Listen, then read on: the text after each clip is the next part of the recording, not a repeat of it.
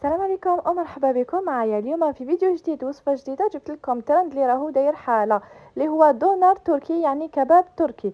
قدمته مع برغل ومتبل تركي ايضا.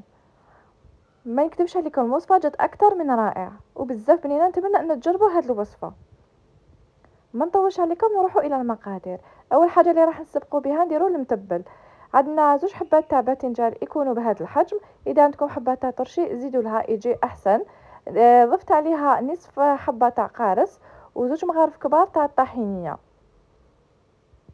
من بعد رحت ضفت عليها بطايه وطناجر. تحبوا ديروها كامل، تحبوا ديروها تاع الملح، مغرفه صغيره تاع الفلفل اسود يعني شويه، وخلط كامل المكونات مع بعض. من بعد رحت درتها في طبق تقديم. درت لها بالمغرفه بهذا الشكل. رحت جبت مقله درت فيها شويه هكايا تاع الزيت، ضفت عليها شويه تاع الجوز ومغرفه مغرفه صغيره تاع البابريكا يعني فلفل عكري، وخلطتها مع بعض خليتهم يتحمصوا. من بعد نروح نضيف عليها شويه تاع زيت زيتون، نضيف عليها هذاك الجوز اللي كنت حمصته مع شويه تاع فلفل عكري، ونضيف عليها شويه تاع الرمان. وطبق تاعنا راهو واجد تاع المتبل. نروحو نوجدوا الدونر التركي. عندنا كميه تاع لافيونداشي، انا لهنايا شريت قيس 80,000. ضفت عليها نصف حبه تاع القارص وشويه تاع لاكريم فريش. تحبوا ديروا هذه تاع الطبخ ولا ديروا بضايه وطناجور يعني نفس الشيء. درت عليها شويه ملح، شويه فلفل الكحل، وشويه فلفل عكري، وشويه تاع الزيت. انا لهنايا علاش درت شويه زيت؟ على خاطر شريتو لافيونداشي تاعي بكري، لو كان شريتو غنمي ما نستعملش كامل الزيت. من بعد قعدت نعجن فيهم مليح بيدي حتى تحصلنا على هذا لافيونداشي اللي يولي اللون تاعو ابيض ريح الابيض. لهنايا درت بابي كويسون، عاونت يدي بشويه تاع الزيت وبديت نفرش فيها هكايا. من بعد روحوا جيبوا بابي كويسون واحد اخر، ديروه من الفوق تاع لافيونداشي وجيبوا الحلال. ولازم تكون لافيونداشي تاعكم بزاف بزاف رقيقه، يعني الحجم تاعها بزاف رقيق، نسحقوها رقيقه باسكو لو شوم تاع الدونر هذايا يجي رقيق. من بعد ما كملت فرجتها كامل على هذاك البابي كويسون تاعي، وش نروح ندير؟ نروح نطويها بهذه الطريقه كما راكم تشوفوا فيها، يعني نلويها كامل على روحها ونجيب بلا ونحطوه فيها. لهنا بعد ما طابت لي شوفوا. هنا نعطيكم نصيحه، الا شفتوا الدونر تاعكم يعني الكباب ما طابلكمش مليح وجاكم شويه ابيض، نتوما واش ديروا؟ روحوا جيبوا مقله ديروا فيها شويه تاع الزيت ولا زبده، يعني اللي تحبوا، عاودوا قلوهم شويه هكايا حتى يتحمروا لكم ونحوهم من المقله. يعني حاجه سهله، خاش على بالي هنا معروفين نحبوا لافيون تاشي تاعنا لازم يكون محمر، ما نحبوش ابيض. فوالا هذا ما كان. وهكا نكون كملت الدونر تاعي راهو واجد. نروحوا نديروا البرغل. انا حبيت نقدمه مع البرغل.